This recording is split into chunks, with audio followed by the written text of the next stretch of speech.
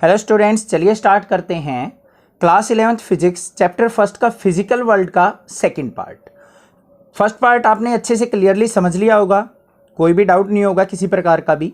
अब इस वीडियो में हम कवर करेंगे अपनी जो फंडामेंटल फोर्सेज हैं हमारी नेचर के अंदर, उनके बारे में हम स्टडी करेंगे और डिफरेंट लॉज हैं हमारे जो फिजिकल लॉज हैं उनके बारे में हम डीपली एक्सप्लेन करेंगे।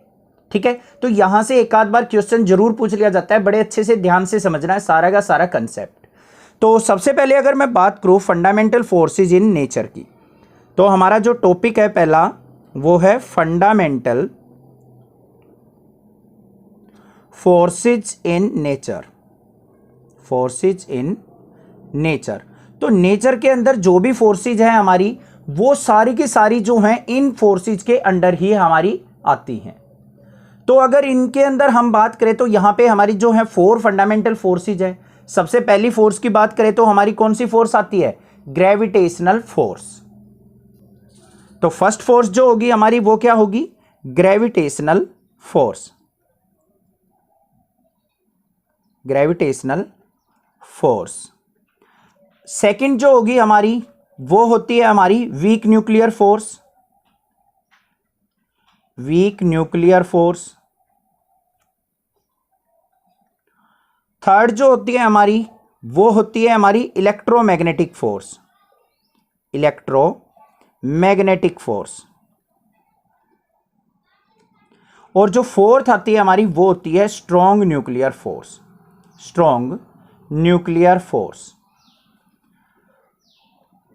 यहां से आप नोट भी अपने डाउन बना सकते हो, कैप्चर कर सकते हो, वीडियो पॉज करके स्क्रीनशॉट लेके आप इनको इन फ्यूचर यूज के लिए भी सेव कर सकते हो। तो अब बारी बारी से इन चारों फोर्स को पढ़ेंगे, इनकी प्रॉपर्टीज के बारे में पढ़ेंगे, कौन सी कितनी ज्यादा स्ट्रॉन्ग है, कौन सी कितनी ज्यादा वीक है। ठीक है, तो सबसे पहले हम पिक कर लेते हैं अपनी ग्रेविटेशनल फोर्स को।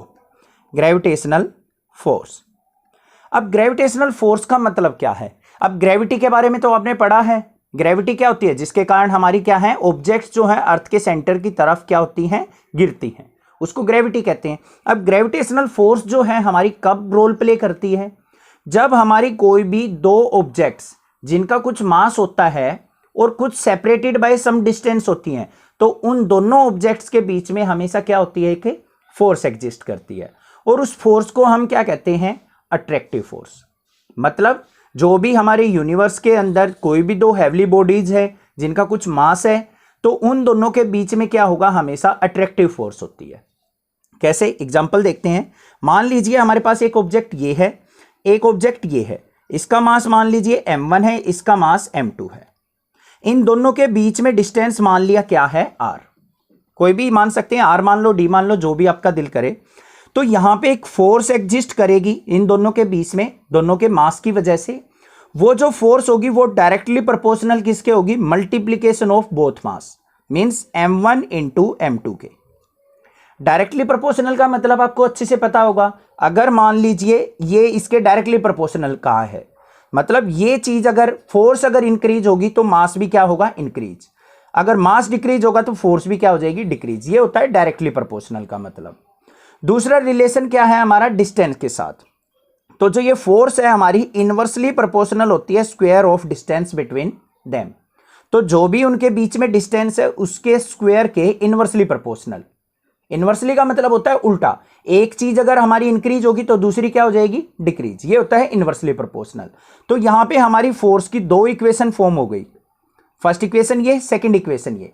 अगर मैं फर्स्ट और सेकंड इक्वेशन को दोनों को कंबाइंड करके लिखूं तो क्या आ जाएगा? F directly proportional m1 m2 by r square.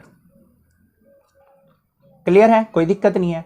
अब फिजिक्स के अंदर आपको एक चीज ध्यान रखनी है, इन फ्यूचर भी क्लास 11 12 कहीं भी जाओ, जो ये हमारा डायरेक्टली प्रोपोर्शनल का साइन होता है ना, अगर हम इसको हटाते हैं, इसको हम इक्वल टू का साइन रखते हैं, तो एक कांस्टेंट टर्म आ जाती है, यहां पे आ जाएगी हमारी constant term g, m1 m2 by r square. तो इस डायरेक्टली प्रोपोर्शनल के साइन को हम किससे रिप्रेजेंट कर देते हैं? एक कांस्टेंट टर्म से, और डायरेक्टली प्रोपोर्शनल का साइन हमारा कन्वर्ट हो जाता है किसमें? इक्वल टू में। अब ये g है क्या सर? g हमारा यहां पे है ग्रेविटेशनल कांस्टेंट। ग्रेविटेशनल कांस्टेंट मतलब इसकी वैल्यू फिक्स होगी, चेंज नहीं होगी, हमेशा जी की वैल्यू फिक्स रहती है। और जी की जो वैल्यू होती है वो क्या होती है, 6.6 इंटू 10⁻11 न्यूटन मीटर स्क्वायर पर किलोग्राम स्क्वायर। सर ये क्या लिख दिया आपने इतना पीछे, न्यूटन मीटर स्क्वायर पर किलोग्राम स्क्वायर, ये होता क्या है? अब देखो किसी भी चीज को मेजर करते हैं हम, जैसे मास को मेजर करना हो किलोग्राम में मेजर करते हैं, डिस्टेंस को मेजर करना हो मीटर सेंटीमीटर किलोमीटर में मेजर करते हैं, वॉल्यूम को लीटर में मेजर करते हैं, इस तरीके से मेजर करते हैं। तो हमारी जो ग्रेविटेशनल फोर्स होती है ना, उसको हम किस चीज में मेजर करते हैं, न्यूटन मीटर स्क्वायर पर किलोग्राम स्क्वायर। ये यूनिट आई कहां से, वो भी मैं आपको सिखाऊंगा। ठीक है, यहां पे देखो ये क्या है हमारा जी, जी की वैल्यू निकालो यहां पे, F इज इक्वल टू क्या है, G m1 m2 by R square. G की वैल्यू क्या हो जाएगी, F की आर स्क्वायर से multiply F into R square, m1 m2 को लेके आओ नीचे, m1 into m2 is equal to किसके, जी के। क्लियर है, कोई दिक्कत नहीं है। F क्या है, फोर्स, फोर्स की यूनिट क्या होती है हमारी, न्यूटन, तो न्यूटन लिख लिया। R क्या है हमारा, डिस्टेंस, डिस्टेंस की यूनिट क्या होती है, मीटर, मीटर का स्क्वायर, ऐसा यूनिट यूज करेंगे यहां पे, स्टैंडर्ड यूनिट जो होती हैं अपॉन में। मास m1 इंटू m2, ये भी किलोग्राम में, ये भी किलोग्राम में, किलोग्राम इंटू किलोग्राम क्या हो जाएगा, किलोग्राम का square is equal to G. तो यूनिट देखो बच्चों यहां पे क्या है, G is equal to newton metre square पर किलोग्राम स्क्वायर। तो ये आ गई हमारी यूनिट ऑफ ग्रेविटेशनल कांस्टेंट। समझ में आ गई बात। ये जो कैलकुलेशन करके ये वैल्यू आती है, इसका भी हमारे पास जो क्लास 12th में चले जाओगे या क्लास 11th के भी हमारा जो 6th यूनिट आएगी, वहां पे आपको बता दिया जाएगा किस तरीके से इसको फाइंड आउट करते हैं। मेन जो बेसिक चीजें थी, जो कंसेप्ट क्लियर करने की चीजें थे, वो मैंने यहां पे आपको एक्सप्लेन कर दी। क्लियर हो गए यहां पे। अब बात करते हैं इसकी प्रॉपर्टीज की। Properties of gravitational force. सबसे पहली प्रॉपर्टी की बात करें तो हमेशा ये क्या होती हैं, ऑलवेज अट्रैक्टिव फोर्स होती हैं। ऑलवेज अट्रैक्टिव फोर्स क्या करती हैं, आपस में एक ऑब्जेक्ट दूसरे को अट्रैक्ट करती है। अब ये मत सोचना सर अर्थ है जो हमारी मून को अट्रैक्ट क्यों नहीं करती, मून जो है अर्थ के ऊपर क्यों नहीं आ जाता अट्रैक्शन की वजह से। भाई वो अट्रैक्शन नहीं है कि यहां पे मैग्नेट की तरह एक मैग्नेट दूसरी मैग्नेट से जाके चिपक जाए। ठीक है, अट्रैक्शन का मतलब है दोनों के दोनों अपनी एक्सिस में रिवॉल्व कर रहे हैं, बट दोनों क्या होते हैं, एक दूसरे को अट्रैक्ट करते हैं। जो भी हमारी यूनिवर्स में ऑब्जेक्ट है ना, जिसका भी कोई मास है, वो हमेशा क्या करेंगे, एक दूसरे को अट्रैक्ट करेंगे। ठीक है, ये चीज क्लियर हो गई। सेकंड जो बात करें, ये जो होती है हमारी ग्रेविटेशनल फोर्स, वीकेस्ट फोर्स होती है। वीकेस्ट फोर्स बहुत ही कमजोर फोर्स होती है। वीकेस्ट फोर्स इन नेचर, सबसे कमजोर फोर्स होती है हमारी ग्रेविटेशनल फोर्स। थर्ड पॉइंट की अगर बात करें, ये लॉन्ग रेंज फोर्स होती है हमारी। लॉन्ग रेंज से मतलब बहुत ज्यादा लंबे डिस्टेंस तक भी फोर्स एग्जिस्ट करती है। अब जैसे हमारा मून से लेके अर्थ से लेके सन तक का डिस्टेंस बहुत ज्यादा है, तब भी हमारी जो है अर्थ और सन के बीच में फोर्स एग्जिस्ट करेगी। फोर्थ पॉइंट की अगर बात करें तो ये it's obey inverse square law. Inverse square law, ये इनवर्स स्क्वायर लॉ क्या होता है, देखो यहां पे क्या मैंने बताया था, फोर्स जो है inversely proportional to square of distance between them, यही होता है हमारा इनवर्स स्क्वायर लॉ।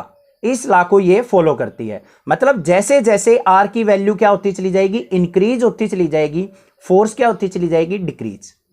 यही होता है इनवर्सली प्रोपोर्शनल, एक वैल्यू इंक्रीज होगी तो दूसरी डिक्रीज। अब देखो इस ऑब्जेक्ट को यहां से उठा के मैं दूर ले जाता चला जाऊं, डिस्टेंस बढ़ाता चला जाऊं, तो फोर्स क्या हो जाएगी, कम, अपने आप ही अट्रैक्शन कम होती चली जाएगी उनके बीच में।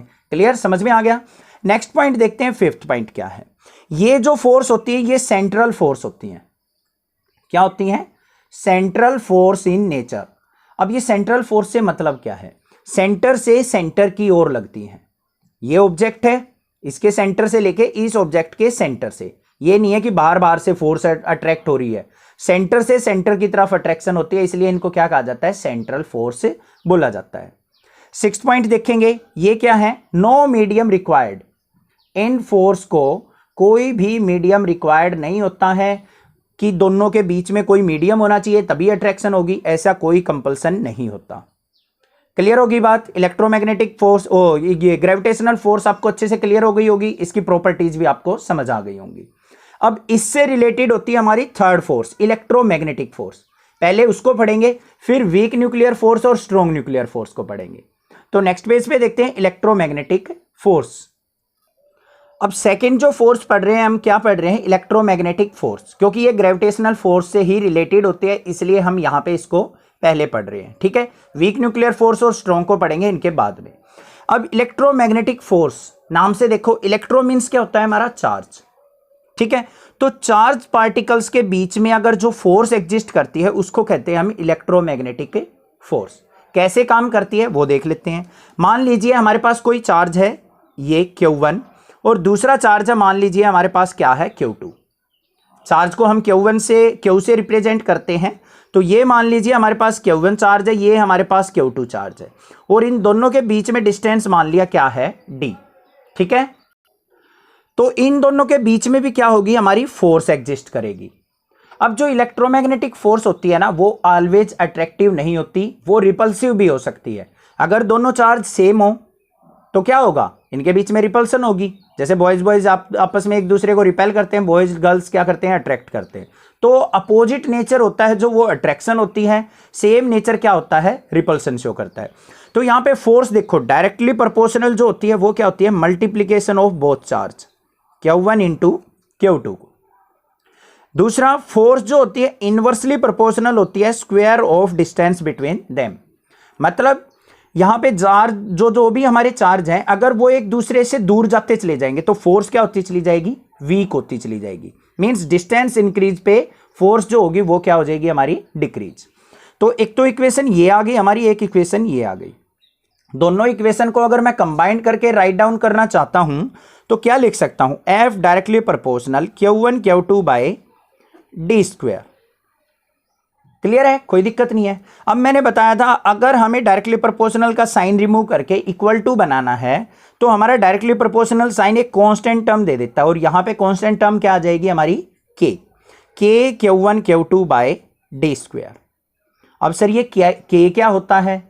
K होता है हमारा electrostatic constant, electrostatic constant means जो चार्ज से रिलेटेड हम बात कर रहे हैं उसका एक फिक्स फैक्टर होता है, उसको कहते हैं हम K से रिप्रेजेंट करते हैं, और इलेक्ट्रोस्टैटिक कांस्टेंट होता है। इस K की वैल्यू की अगर मैं बात करूं तो हमारा जो K होता है इसकी वैल्यू होती है 9 × 10⁹ न्यूटन मीटर स्क्वायर पर कूलम स्क्वायर। तो यहां से K की वैल्यू आप फाइंड आउट कर सकते हो। चार्ज की यूनिट होती है हमारी कूलम।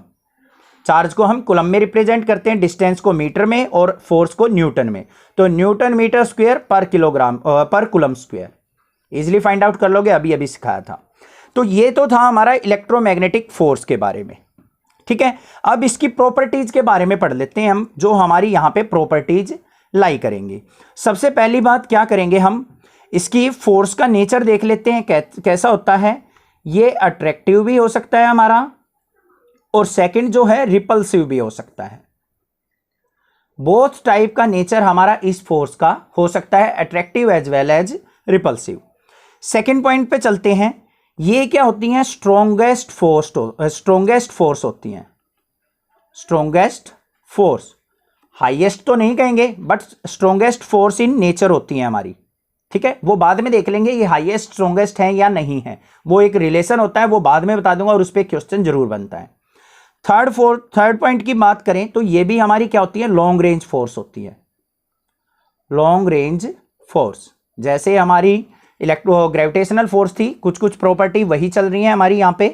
फोर्थ पॉइंट की बात करें तो ये भी इनवर्स स्क्वायर लॉ को फॉलो कर रही है, तो ये भी क्या लिखेंगे? It's obey inverse square law. Inverse square law, inverse square law को ये भी फॉलो कर रही हैं। फिफ्थ पॉइंट की अगर मैं बात करूं तो ये भी हमारी क्या होती हैं? सेंट्रल फोर्स होती हैं। बार बार डिफाइन करने की जरूरत नहीं है इनको, क्योंकि मैंने स्टार्टिंग में एक्सप्लेन कर दिया कि इनवर्स स्क्वायर लॉ क्या होता है, सेंट्रल फोर्स क्या होती है। ठीक है, इसलिए मैं यहां पे दोबारा नहीं बता रहा हूं। यहां पे भी क्या होती है? No medium requirement, no medium required. तो इन फोर्स को भी हमें कोई मीडियम की रिक्वायरमेंट नहीं होती इन दोनों चार्ज के बीच में फोर्स एग्जिस्ट करने में। समझ में आ गई बात? मीडियम से मतलब होता है, जैसे अब मान लो मैं कम्युनिकेट कर रहा हूं किसी सामने वाले बंदे से, तो मेरी वॉइस जो है उसको ऑडिबल होती है, किस वजह से? एयर की वजह से। तो एयर क्या करती है? यहां पे मीडियम का काम करती है। मीडियम मतलब माध्यम, जिसके थ्रू हम मेरी वॉइस जो है ट्रेवल कर रही है सामने वाले तक। तो ऐसे ही इन दोनों के चार्ज के बीच में अट्रैक्शन रिपल्सन के लिए कोई भी मीडियम की रिक्वायरमेंट नहीं होती।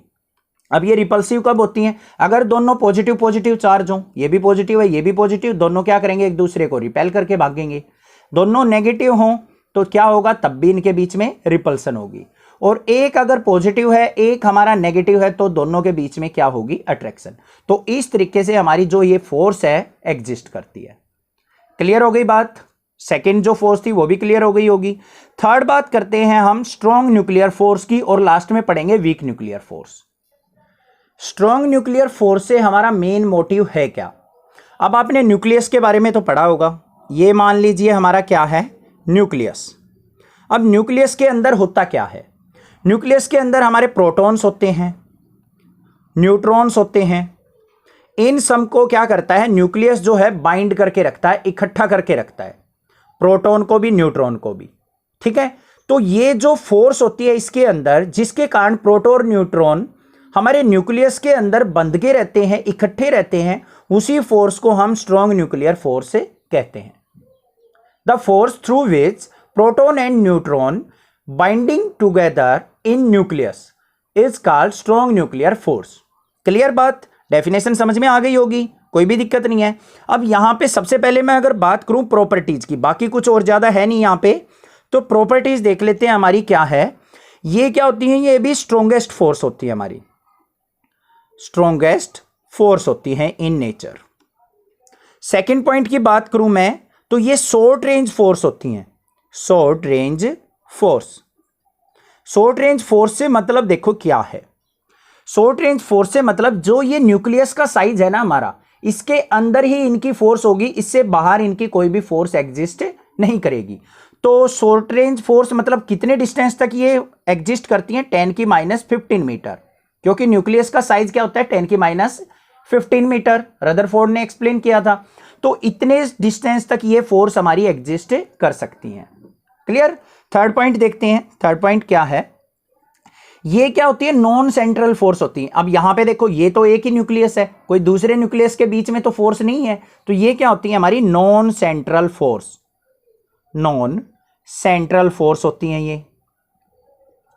दूसरी क्या है, फोर्थ पॉइंट देखें तो हम, do not obey inverse square law, do not obey inverse square law means यहां पे देखो प्रोटॉन प्रोटॉन के बीच में भी फोर्स होगी, न्यूट्रॉन न्यूट्रॉन के बीच में भी अट्रैक्शन होगी। ठीक है, अभी घबराओ मत, ये मत सोचो सर प्रोटॉन प्रोटॉन के बीच में अट्रैक्शन कैसे हो सकती है, वो अभी बताऊंगा मैं आपको। ठीक है, तो यहां पे इनके डिस्टेंस पे कोई इफेक्ट नहीं पड़ेगा, इस प्रोटॉन में भी सेम फोर्स होगी, यहां पे भी सेम फोर्स होगी।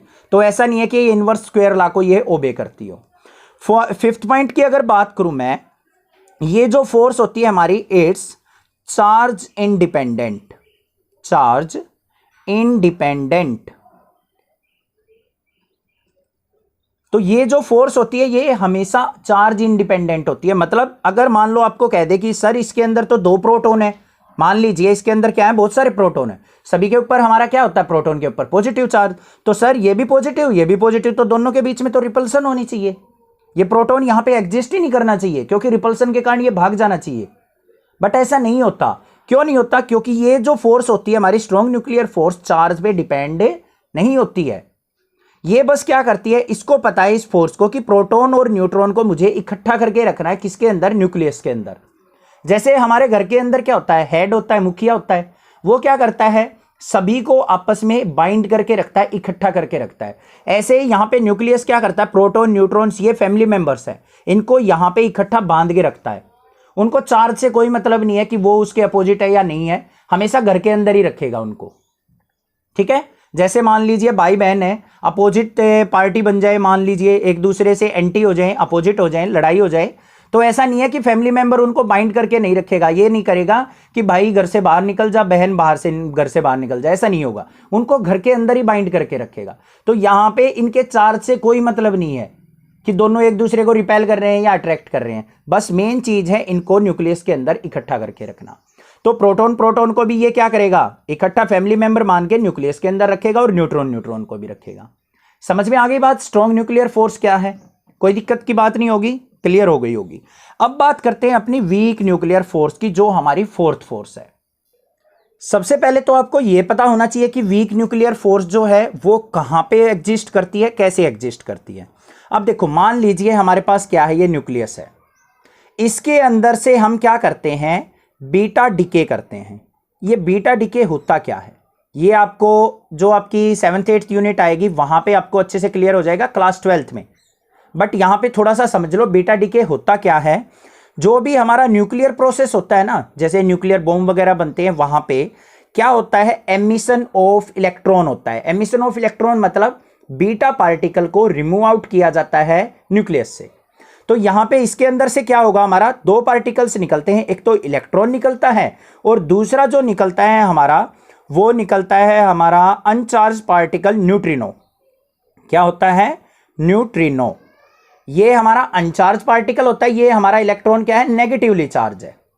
तो इन दोनों के बीच में जो रिलेशन होता है ना, वो किसकी वजह से होता है, वीक न्यूक्लियर फोर्स की वजह से। ध्यान से सुनो क्या कहा है मैंने। ये हमारा क्या है, न्यूक्लियर प्रोसेस है, मान लीजिए इसके अंदर से बीटा डिके हो रहा है, कोई भी पार्टिकल इससे बाहर निकल रहा है, तो वो पार्टिकल निकलता है, वो इलेक्ट्रॉन और न्यूट्रॉनों की फॉर्म में निकलता है। और इलेक्ट्रॉन नेगेटिवली चार्ज होता है, न्यूट्रॉनो होता है हमारा, जो ये क्या होता है, न्यूट्रिनो, ये हमारा अनचार्ज पार्टिकल होता है। इन दोनों के बीच में जो रिलेशन होता है वो वीक न्यूक्लियर फोर्स की वजह से एग्जिस्ट करता है। समझ में आई कुछ कुछ बात, बाकी ज्यादा डीप में नहीं है ये हमारे पास वीक न्यूक्लियर फोर्स। इसके अंदर जो हम प्रॉपर्टीज की बात करें तो ये जो होती हैं स्ट्रॉन्ग न्यूक्लियर फोर्स होती है, ये क्या होती है, हमारी वीक न्यूक्लियर फोर्स होती हैं, वीक फोर्स होती है ये। दूसरी शॉर्ट रेंज फोर्स होती है। शॉर्ट रेंज फोर्स मींस जब इलेक्ट्रॉन और न्यूट्रिनो हमारे बाहर निकलते हैं तभी ये फोर्स एग्जिस्ट करती है इनके बीच में। क्लियर। उसके बाद अगर हम बात करें, ये जो है हमारी और क्या प्रॉपर्टी हो सकती है इसके बीच में, यही मेन प्रॉपर्टी होती है। वे मेन तो वीक न्यूक्लियर फोर्स होती है, ये वीक फोर्स होती है हमारी, और शॉर्ट रेंज फोर्स होती है, और न्यूट्रिनो और इलेक्ट्रॉन के बीच में ये प्रॉपर्टीज को एक्सप्लेन करती है। ठीक है, सफिशिएंट है, इससे ज़्यादा कोई नहीं पूछेगा और इतनी ही नॉलेज आपको होनी चाहिए। अब बात करते हैं, हम बात कर रहे थे ये उससे ज़्यादा स्ट्रोंगर है, ये स्ट्रोंगेस्ट फोर्स है, ये वीक फोर्स है, तो इनका ऑर्डर क्या होता है कि मतलब सबसे ज़्यादा स्ट्रॉन्ग फोर्स कौन सी होती है, सबसे वीक फोर्स कौन सी होती है। तो वो चीज़ देख लो, सबसे वीक फोर्स होती है हमारी ग्रेविटेशनल फोर्स। कौन सी, ग्रेविटेशनल फोर्स सबसे कमजोर होती है, वीक। उसके बाद आती है हमारी weak nuclear force, weak nuclear. उसके बाद आती है हमारी स्ट्रॉन्ग न्यूक्लियर फोर्स, और सबसे हाईएस्ट जो पावर होती है, स्ट्रॉन्गेस्ट जो फोर्स होती है, वो होती है हमारी इलेक्ट्रोमैग्नेटिक फोर्स। ठीक है, अब इनके बीच में रिलेशन आता है। अगर मान लीजिए हमारी ग्रेविटेशनल फोर्स 1 है, तो हमारी वीक न्यूक्लियर फोर्स जो होती है वो कितनी होती है हमारी, 10⁻25। अगर ये 1 है तो ये 10⁻25 होगी, इतनी ज्यादा स्ट्रॉन्गर होती है ये ग्रेविटेशनल फोर्स से। Strong nuclear force gravitational force के कंपैरिजन में कितनी होती है, 10⁻36। और इलेक्ट्रोमैग्नेटिक फोर्स ग्रेविटेशनल के कंपैरिजन में जो होती है वो क्या होती है, 10⁻38। ये रेशो होती है हमारी इनके बीच में। अब कई बार क्वेश्चन पता है किस तरीके से आ जाता है कि वीक न्यूक्लियर फोर्स से इलेक्ट्रोमैग्नेटिक फोर्स कितनी स्ट्रॉन्गर होती है। तो देखो 25 और 38 में कितना डिफरेंस है, 10⁻13 का, तो 10⁻13 टाइम्स ये क्या होती है, स्ट्रॉन्गेस्ट होती है। इस तरीके से आपको देखना है, समझ में आ गई बात। और यहां पे अगर मान लो पूछ ले strong nuclear force weak nuclear force के कंपैरिजन में कितनी स्ट्रॉन्गर होती है, तो 10⁻11 टाइम्स।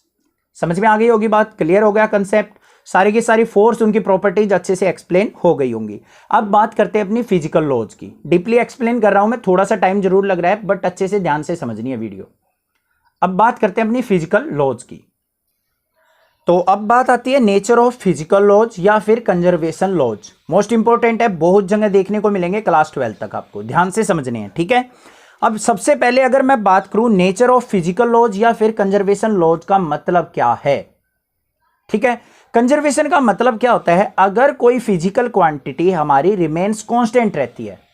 क्या कहती है, अगर हमारी कोई फिजिकल क्वांटिटी फिक्स रहती है तो उस क्वांटिटी को हम कंजर्व्ड क्वांटिटी कहते हैं। मतलब कोई भी चेंजेज होते रहे, कुछ फिजिकल प्रॉपर्टी क्या रहे, चेंज ना हो, सेम रहे, उसको हम कंजर्व्ड क्वांटिटी बोलते हैं। इसी बेसिस पे हमारे जो है 4 लॉ एग्जिस्ट करते हैं और उन 4 लॉज को हम क्या करेंगे, स्टडी। सबसे पहले लॉ की अगर मैं बात करूं, law of conservation of energy.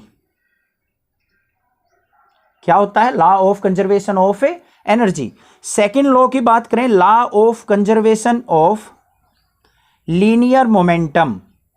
Linear momentum, कुछ कुछ वर्ड आपको सुने हुए लग रहे होंगे, कोई दिक्कत की बात नहीं, अभी अच्छे से एक्सप्लेन करेंगे। Law of conservation of angular momentum, ये नया वर्ड है, एंगुलर मोमेंटम। और फोर्थ जो लॉ होता है हमारा, law of conservation of charge. ये हमारे मेन फिजिकल लॉज होते हैं, नेचुरल लॉज। इनके बारे में हम अच्छे से पढ़ेंगे। सबसे पहले बात करें हम law of conservation of energy, first law के बारे में। कंजर्वेशन का मतलब क्या होता है, फिक्स रहना। तो यहां पे अगर मैं डेफिनेशन की बात करूं, क्या होगा law of conservation of energy, energy neither be created nor be destroyed. Energy को क्या कर सकते हैं हम, ना तो क्रिएट कर सकते हैं ना ही हम डिस्ट्रॉय कर सकते हैं, but it can be change from one form to another form. समझ में आई बात कुछ? देखो क्या कहा है मैंने, energy neither be created nor be destroyed but it can be change from one form to another form. एक फॉर्म से दूसरी फॉर्म में हम इसको चेंज कर सकते हैं। अब जैसे एग्जांपल देखते हैं, यहां पे जैसे हमारा वाटर फ्लो हो रहा है, उसको क्या करते हैं हम, किसी टरबाइन के ऊपर गिराते हैं, उससे क्या प्रोड्यूस होती है, हमारी इलेक्ट्रिसिटी प्रोड्यूस होती है। तो वे हमने वाटर एनर्जी को किस में चेंज कर दिया, इलेक्ट्रिकल एनर्जी में। अब वो इलेक्ट्रिसिटी हमारे घरों में आती है, उसको क्या करते हैं हम, दोबारा से यूटिलाइज करते हैं। जैसे हमारे घर के अंदर जैसे वाटर पंप हो या फिर मोटर हो, तो मोटर क्या करती है, इलेक्ट्रिसिटी से हमारी स्टार्ट होती है और उस मोटर की हेल्प से हम क्या करते हैं, कुछ ना कुछ काम करते हैं। तो वो इलेक्ट्रिकल एनर्जी किस में चेंज हो गई, हमारी मैकेनिकल एनर्जी में। क्लास 10th में पढ़ा भी होगा ना मोटर आपने, इलेक्ट्रिकल एनर्जी को कन्वर्ट करती है किस में, मैकेनिकल एनर्जी में। तो यहां पे देखो हमारा वाटर एनर्जी से किस में चेंज हो गया, इलेक्ट्रिकल में, और इलेक्ट्रिकल से किसके अंदर हो गया, मैकेनिकल के अंदर, मैकेनिकल एनर्जी के अंदर। ऐसे ही क्या होता है, अगर मान लीजिए हमारी जो इलेक्ट्रिसिटी है फैन के पास जाती है, फैन क्या करेगा, उसको विंड एनर्जी में कन्वर्ट कर देगा। इसका मतलब one form to another form हमारी क्या है, एनर्जी चेंज हो रही है। इसको कहते हैं हम law of conservation of energy. समझ में आ गई बात? सेकेंड लॉ पे चलो, law of conservation of linear momentum, और थर्ड है law of conservation of angular momentum. सबसे पहले आप मोमेंटम वर्ड को समझो, क्या होता है मोमेंटम, क्या चीज होती है। जब कोई m मास की ऑब्जेक्ट v वेलोसिटी से मूव करती है तो उसके अंदर मोमेंटम प्रोड्यूस होता है और उसको रिप्रेजेंट करते हैं हम p से। क्लास 9th के अंदर पढ़ा होगा आपने। तो p जो होता है मोमेंटम किसके इक्वल होता है, मास इंटू वेलोसिटी के इक्वल। अब यहां पे दो वर्ड यूज हुए हैं सेकंड लॉ और थर्ड लॉ में, लीनियर वर्ड और एंगुलर वर्ड। लीनियर का मतलब होता है एक लाइन में, और एंगुलर का मतलब होता है रोटेशनल फॉर्म में। ध्यान से समझ लो ये वर्ड, लीनियर वर्ड और एंगुलर वर्ड पूरी क्लास 11 12th में बहुत जगह यूज होने वाले हैं और इनका एग्जैक्ट मीनिंग आपको पता होना चाहिए।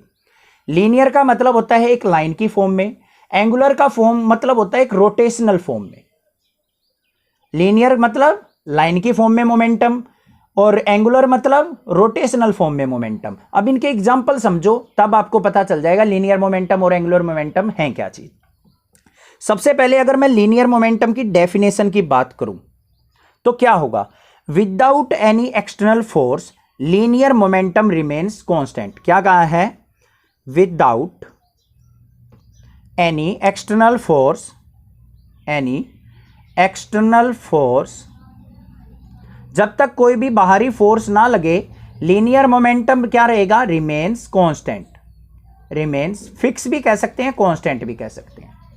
ठीक है, कैसे, एग्जाम्पल सुनो यहां पे। अगर मान लीजिए आपके पास क्या है, राइफल है, उसके अंदर से आप कोई बुलेट फायर करते हो, कर दी भाई फायर। ये मान लीजिए हमारे पास क्या थी, कोई भी गन थी, इस तरीके से बना लेते हैं थोड़ी सी एक राइफल, ठीक है। और यहां से क्या किया है कि बुलेट हमने क्या कर दी, फायर कर दी। ये हमने बुलेट इसके अंदर से फायर कर दी। अब देखो आपको पता है बुलेट जो है इस तरफ डायरेक्शन, इस डायरेक्शन में जा रही है, तो हमारी जो राइफल है वो बैक डायरेक्शन में जाती है। तो यहां पे देखो इसका कुछ ना कुछ मास होगा और इसकी वेलोसिटी है तो m इंटू वी होगा। तो सेम यहां पे इसके मास इंटू वेलोसिटी से, यहां पे इसका मास कुछ डिफरेंट था, इसका डिफरेंट मास है, इसका ज्यादा मास होगा, इसकी वेलोसिटी कम होगी, इसका मास कम है तो इसकी वेलोसिटी ज्यादा होगी। तो ये हमेशा क्या होगा, इसका मोमेंटम और इसका मोमेंटम हमेशा इक्वल होता है, इसीलिए राइफल क्या जाती है हमारी, बैक जाती है। इसलिए सोल्जर्स क्या करते हैं, उसको अपने शोल्डर पे लगा के उसको फायर करते हैं, जिससे क्या करें, उसका रिकॉइल कंट्रोल कर सकें। पबजी खेलने वाले बच्चे को तो पता होगा रिकॉइल क्या चीज होती है, कोई दिक्कत की बात नहीं है, समझ में आ गया होगा। तो हमेशा मोमेंटम जो रहता है वो हमेशा फिक्स रहता है जब तक कोई एक्सटर्नल फोर्स अप्लाई ना की जाए। ठीक है, अब यहां पे कोई एक्सटर्नल फोर्स हम नहीं लगा रहे हैं, अगर यहां पे बुलेट के साथ कोई और फोर्स लगा दी जाए जिससे ये क्या हो जाए, और ज्यादा स्पीड गेन कर जाए, तो ये मोमेंटम और ये मोमेंटम अलग हो जाएगा। क्लियर हो गई बात। नेक्स्ट बात करते हैं, थर्ड जो था हमारा law of conservation of angular momentum. इसको समझ लो अब ध्यान से। एंगुलर मोमेंटम का मतलब क्या होता है, हमारा रोटेशनल फॉर्म की बात करेंगे। डेफिनेशन की अगर बात करें, विदाउट एनी एक्सटर्नल फोर्स लिखा था मैंने यहां पे, तो यहां पे क्या आ जाएगा, without any external torque. Sir ये क्या आ गया, torque, angular momentum remains constant, remains constant. अब जो ये टॉर्क होती है ना, इसको रिप्रेजेंट करते हैं हम टाउ से, इस तरीके से। ये टॉर्क होती क्या है, टॉर्क भी एक तरीके की हमारी फोर्स ही होती है।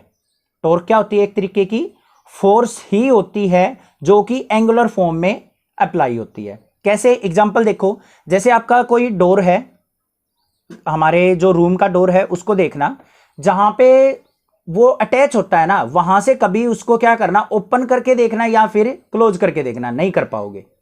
और हैंडल की तरफ से क्या करो, उसको पकड़ के क्लोज ओपन करके देखो, बिल्कुल इजीली कर दोगे। तो यहां पे देखो डोर को हम ओपन क्लोज कर रहे हैं इस तरीके से। यहां पे मान लीजिए हमारा डोर अटैच था, तो इस तरीके से क्या कर रहे हैं हम, ओपन क्लोज। तो ये कैसी फॉर्म में, रोटेशनल फॉर्म में मूव कर रहा है। तो यहां पे हम क्या अप्लाई कर रहे हैं, टॉर्क अप्लाई कर रहे हैं। किसी चीज को किसी के एक्सिस के अलोंग घुमाना क्या कहलाता है, हमारा टॉर्क। एग्जाम्पल देखो एक और छोटा सा, अगर मान लीजिए आप क्या करो, स्टोन को थ्रेड से बांध लो और उसको क्या करो, गोल गोल घुमाओ।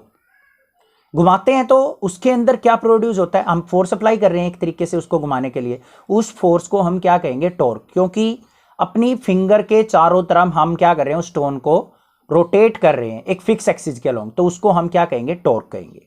तो यहां पे भी यही बात आती है, without any external torque angular momentum क्या रहेगा, हमेशा कांस्टेंट। जब तक कोई बाहरी फोर्स ना लगे, टॉर्क ना लगे, जब तक हमारा किसी भी ऑब्जेक्ट का एंगुलर मोमेंटम क्या रहेगा, फिक्स रहेगा। समझ में आ गई बात। नेक्स्ट बात करते हैं law of conservation of charge. ये भी सेम बात है हमारी एनर्जी की तरीके से ही। Charge neither be created nor be destroyed. Charge को भी हम क्या कर सकते हैं, ना तो हम क्रिएट कर सकते हैं ना ही हम डिस्ट्रॉय कर सकते हैं। तो किसी भी आइसोलेटेड सिस्टम का, आइसोलेटेड सिस्टम क्या होता है, जिसके अंदर से कोई भी हीट ट्रांसफर ना हो सके, ना बाहर जा सके ना अंदर आ सके। तो इसके अंदर अगर मान लीजिए कोई चार्ज है, तो वो ना तो कम हो सकता है ना ज्यादा हो सकता है। ठीक है, अगर मान लीजिए यहां पे कोई चार्ज है, तो वो चार्ज हमेशा क्या रहेगा, फिक्स रहेगा, neither be created nor be destroyed, it's remains constant in isolated system. This is called law of conservation of charge. समझ में आ गया होगा बेसिक सा इसके बारे में, कोई ज्यादा डीप में जाने की जरूरत नहीं है। बाकी इस वीडियो से आपको काफी कुछ सीखने को मिला होगा, कुछ different from the other channels. कोई अच्छी चीज सीखने को मिली हो तो लाइक एंड कमेंट करके जरूर बताइए मुझे, और बताइए आपको वीडियो कैसी लगी।